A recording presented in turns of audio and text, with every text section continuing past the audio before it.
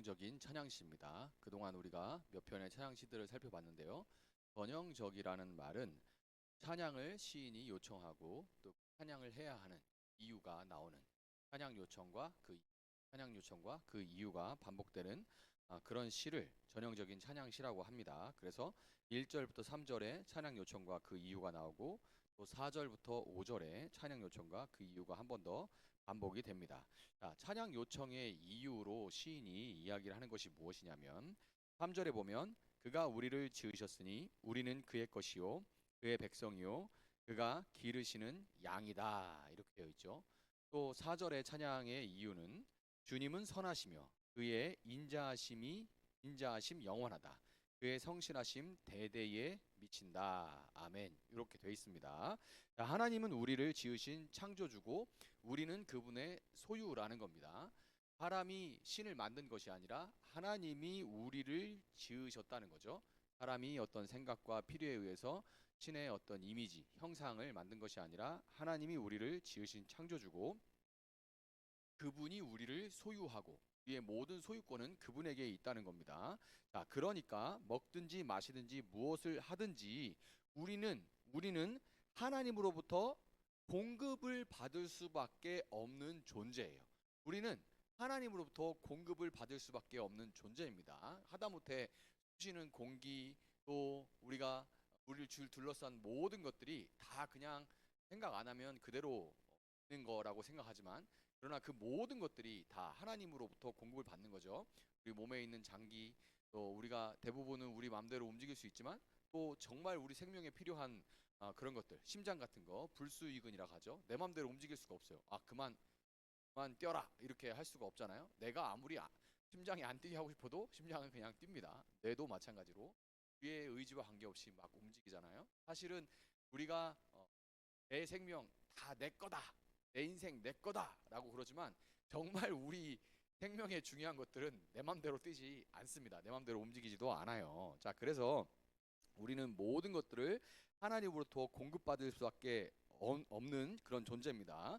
그런데 우리를 이렇게 지으시고 우리의 소유자이신 하나님은 선하시고 인자하시며 그 인자하심이 하루나 이틀 하고 그 다음에는 또 어떤 변덕을 부리는 그런 존재. 그래가지고 그 변덕 때문에 사람이 그 신의 그 변덕스러운 마음을 맞춰주고자 그 기분을 맞춰주고자 애쓰고 노력하고 이렇게 하면서 그 기분을 맞춰서 좋은 것들을 얻어내야 되는 그런 존재가 아니라 선하고 인자하신데 그것이 하루 이틀이 아니라 영원한 그런 존재입니다. 그래서 결국 시인이 말하고자 찬양을 요청하는 그 이유는 결국 하나님은 우리의 선하시고 인자하신 아버지다라는 거예요. 자, 시인은 3절에서 너희는 주님이 하나님이심을 알아라 이렇게 도전을 하고 있습니다.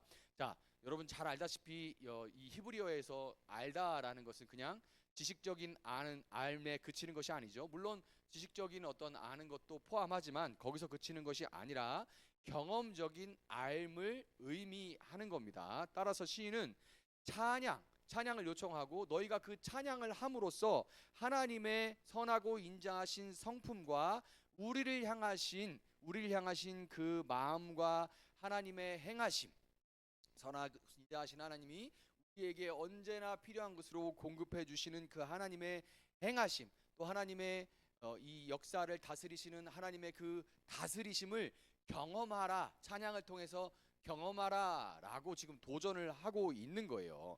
그럼에도 많은 경우에 우리는 찬양으로 하나님 나라를 경험하지는 못합니다. 우리가 찬양으로 하나님 나라를 경험하는 경우가 그렇게 많지가 않아요. 왜 그렇게 찬양을 하면서도 하나님 나라를 경험하지 못하느냐 하면 찬양이 많은 경우에 단순히 구색 맞추기에 그치는 경우가 많거나 제가 경험했던 그런 경험들도 있어요. 이제 뭐 어떤 집회나 이런 경우에 제가 이제 교회에서 찬양을 인도한 경우가 뭐 여러 차례 있는데 그러다 보면 찬양이라는 건 우리가 흔히들 준비 찬양이라는 말을 쓰죠. 이게 참 이게 말이 되나라는 생각이 찬양이 시작되면 저는 생각을 그렇게 합니다. 찬양이 시작되면 거기에 마음을 담아 하나님을 찬양하면 이미 예배는 시작됐다고 생각합니다. 그러니까 이게 개신교의 예배의 특성상 설교, 모든 것이 설교와 강사에게 집중되다 보니까 강사가 서고 강사가 하나님 말씀을 가지고 어떤 설교나 이런 것들을 시작해야 예배가 시작되는 것처럼, 그래서 예배를 본다라는 말도 많이 하죠. 예배를 본다라는 말, 보통은 이제 목사님 설교를 듣고 그분을 본다 이런 쪽으로 이제 생각하는 경우가 많은 것 같아요. 그러다 보니까 그 말씀의 구수함과 어떤 말씀의 정미함과 이런 것들을 좀 누리기 위해서 분주한 마음을 어떻게 좀 가라앉히고 좀 마음이 좀 열리도록 준비하는 이런 준비 찬양이라는 말이 거기서 나오긴 했는데 한 것 같은데, 근데 이 말은 저는 맞지 않다고 생각합니다. 이미 뭐 마음을 준비한다는 의도는 그렇지만 그 용어 자체에 찬양은 그냥 워밍업 같은 거라고 생각하는, 예배의 구색 맞추기, 있으면 좋은데 없으면 할 수 없고 이렇게 생각하는 경우가 많은 것 같아요. 그러다 보니까 그 찬양은 그냥 준비, 그래서 늦게 오고 처음에 찬양은 뭐 좋다 그러지만 예배의 찬양이 반복되면 이제 찬양 시간은 뭐 내가 뭐 해도 그만 안 해도 그만이니까 그냥 베끼고 늦게 오고 찬양 끝날 때쯤 오고 뭐 이러는 경우들도 반복되잖아요. 그러니까 찬양에 벌써 찬양할 때 하나님 앞에 마음을 드린다는 어떤 그 하나님 나라를 경험하는 것은 없는 경우가 참 많죠. 그래서 찬양이 예배의 구색 맞추기가 되는 경우에 그렇게 되거나, 혹은 찬양에 담긴 내용이 없기 때문에 그 찬양을 통해서 하나님의 성품과 우리를 향하신 그분의 마음과 다스리심을 경험하지 못하게 되는 겁니다. 찬양이 곡조는 너무 아름다운데 내용이 없는 경우가 참 많죠. 찬양이 하나님을 향한 우리 마음의 외연작인 밖으로 보여지는 그런 반응이라면, 하나님을 향한 우리 마음, 하나님이 우리에게 공급해 주시는 모든 것들에 대해서 그것을 찬양으로 밖으로 드러냄으로써 거기에 반응하는 것, 이것이 찬양이라면, 감사는 그 찬양에 담겨야 되는 내용이 없어서 하나님 나라를 경험하지 못한다 그랬잖아요. 그 찬양이라는 외연적인 것에 담겨야 되는 하나님을 향한 우리의 내면적인 반응입니다. 찬양에는 그래서 감사가 그 안에 내면에 실려 있어야 되는 거예요. 감사, 결국에 감사라는 것은 우리가 이 땅을 살아가면서 주님이 하나님이심을 우리가 맛보아 알 수 있는, 하나님을 어떻게 우리가 경험하며 누리며 살아갈 수 있는데요, 하나님의 선하심과 인자하심, 그분이 우리의 삶의 주관자이시고 우리 역사를 지금 다스리고 계시다는 것을 우리는 어떻게 경험하고 누리고 살 수 있습니까? 어떻게 맛보아 알 수 있습니까? 하나님 앞에 우리가 감사하는 겁니다. 감사하는 거예요. 하나님을 누릴 수 있는 유일한 방법 무엇이냐? 그런다면 감사입니다. 감사. 감사는 우리가 모든 것을 하나님으로부터 공급받을 수밖에 없는 존재로서 우리가 하나님을 아버지로 인정해 드리는, 감사하면 벌받아 이런 게 아닙니다. 감사하면 더 줘 이런 개념 아닙니다. 하나님이 우리의 공급자이시고 그분은 선하고 인자하신 우리의 아버지시는 것을 인정해 드리는 유일한 방법이에요. 우리가 하나님을 앞에서 뭘 할 수 있어요? 하나님 10원 주셨으니까 제가 다음에 조금 해가지고 한 11원 갚아드릴게요. 요런 거가 통하지 않습니다. 하나님 뭐가 부족하신 분이 아니잖아요. 그러니 하나님이 우리에게 절대적으로 공급해주는 모든 것들에 대해서 우리는 그냥 감사로 그분을 인정해드리는 것, 그리고 동시에 우리는 그분을 인정해드림으로써 그분이 우리를 위해 행하신 모든 것들, 공급하신 모든 것들을 누리면서 맛보아 알 수 있는 거예요. 해도 그만 안 해도 그만인 게 아니라, 감사는 그런 것들을 모두 누릴 수 있는, 이 세상에 우리가 살아가면서 할 수 있는 유일한 방법입니다. 4절에 보면 감사의 노래를 드리며 그 성문으로 들어가거라, 찬양의 노래를 부르며 그 뜰 안으로 들어가거라. 아멘. 이렇게 돼 있어요. 감사의 노래 드리며 그 성전에 들어가, 이 찬양 있죠? 그게 이제 여기서 나온 건데, 자, 그러니 여기에 보면 이렇게 돼 있죠. 하나님을 예배하는 우리 마음의 있다면 그것을 감사로 하나님과의 소통을 시작해야 된다는 얘기입니다. 그러니까 찬양이라는 외연적인 표시, 또 기도도 곡조가 있는 찬양, 곡조가 있는 기도가 찬양이잖아요. 그러니까 찬양, 기도, 이 외연적으로 드러나는 것들은 그 안에 감사를 담아서 시작해야 된다는 겁니다. 어떻게 보면 조금 형식적으로 느껴질 수 있어요. 여러분 기도하십니까? 감사로 기도를 시작하셔야 됩니다. 여러분 찬양하십니까? 그 찬양에 감사가 담겨야 합니다.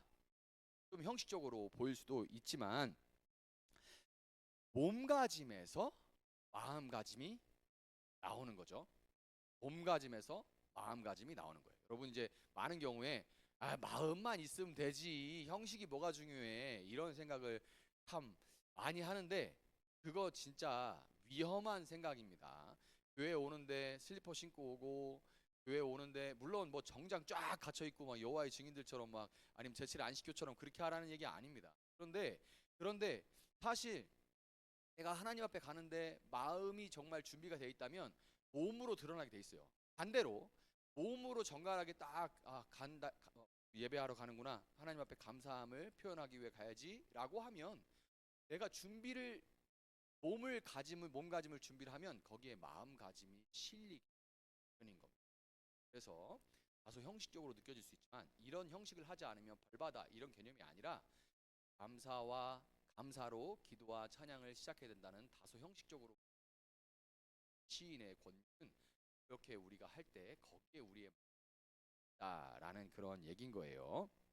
자, 그리고 이 감사, 마음가짐은 반드시 구체적이어야만 하는데 이것도 역시 형식적으로 보일 수 있는데 반드시 구체적이어야 돼요. 왜 그러냐면 자, 그러니까 뭐 이것도 감사, 저것도 감사, 저것도 감사 뭐 이렇게 감사를 구체적으로 얘기해야 하나님께서 더 많은 복을 부어 주신다. 이런 개념이 아니라 우리는 너무나 쉽게 감사를 입으로만 형식을 제가 강조했는데 형식 몸가짐이 중요하다. 거기에 마음가짐이 실린다. 이렇게 얘기했는데 이게 또 몸가짐만 신경을 쓰다 보면 감사를 입으로 형식적으로만 하는데 그치게 될 수 있는 얼마든지 그렇게 될 수 있는 존재이기 때문에 우리가 감사를 구체적으로 해서 형식에 그치고 그냥 감사합니다.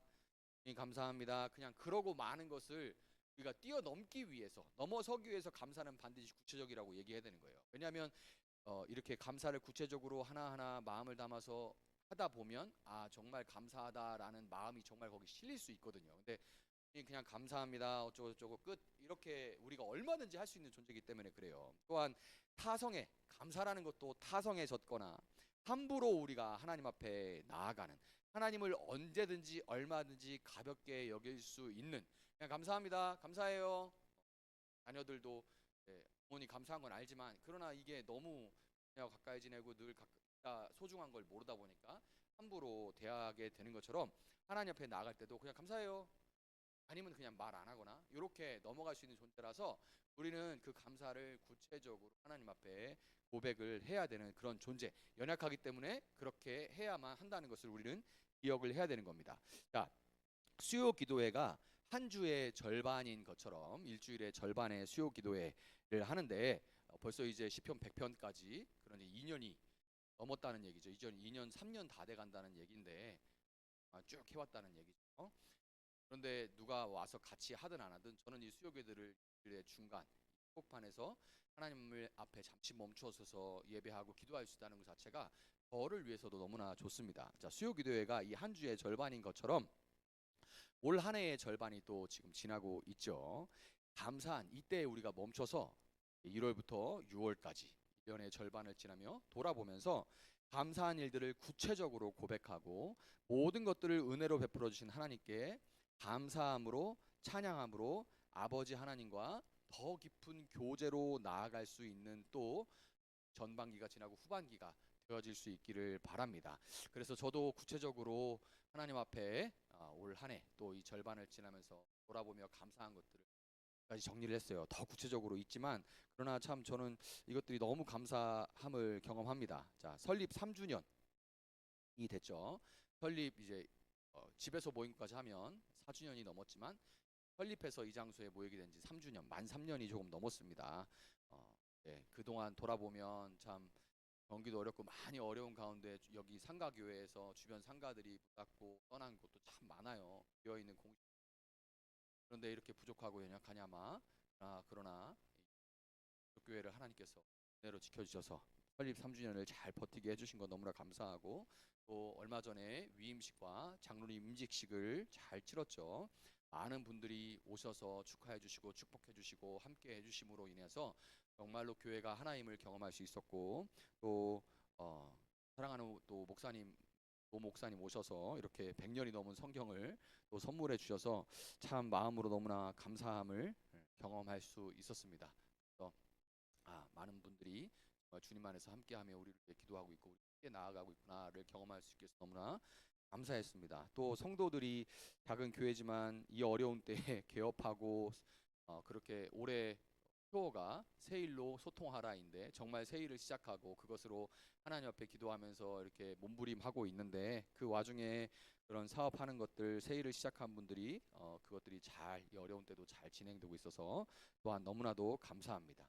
가정에서 자녀들이 이런저런 속도 썩이기도 하지만 이 아이들이 어렸을 때 그냥 아빠가 너 우리 아이들 하나님 믿지? 예수님 믿지? 이렇게 해가지고 네네 하던 그때를 넘어서 사춘기를 지나갔는데 이제 아이들의 삶 가운데 그 아이들이 장성해가면서 하나님을 아빠의 하나님, 아버지의 하나님이 아니라 나의 하나님으로 그들의 삶에 개입해 주신 하나님을 경험해 가는 것 같아서 참 감사합니다. 또 저희 가족들 특별히 뭐 아버지, 어머니, 동생 뭐 필순과 또 동생 삶에 하나님이 회복의 손길을 얹어주고 계신 것을 경험하면서 또한 너무나도 감사함을 누리고 있습니다. 그래서 이런 것들을 감사하면서 저는 제 인생 가운데 하나님께서 정말 선하고 인자하신 하나님께서 내 인생 가운데 공급해 주시는 모든 것들을 맛보아 경험하고 있어요. 그래서 이걸 기억하고 멈추어 돌아보고 그리고 그것을 하나님 앞에서 해석하고 그걸 또 찾아보며 구체적으로 감사하는 것은 정말 이 과정 가운데 물론 순간순간 할 수도 있지만 또 돌아보면서 이렇게 멈추어서 감사하는 것이 얼마나 그 마음 가운데 하나님이 정말 제 뒤에서 저를 안아주시고 받쳐주고 힘주시는 것처럼 그 선하심을 맛보아 알 수 있는 몰라요. 나는 마음 가운데 하나님에게 반응할 수 있는 그분을 맛보아 알 수 있는 유일한 방법인 겁니다. 그래서 우리가 감사하고 함께 찬양하며 우리 이 시간 기도할 때 그 어느 때보다다 그동안 많은 수요 기도했지만 그 어느 때보다도 내 삶에 우리 삶에 임하는 하나님의 다스리심을 오늘 감사하며 찬양하고 기도할 때 그 하나님의 다스리심을 맛보고 그분의 나라에 더욱 깊이 더욱 풍성하게 거하고 누릴 수 있기를 예수님의 이름으로 축복합니다.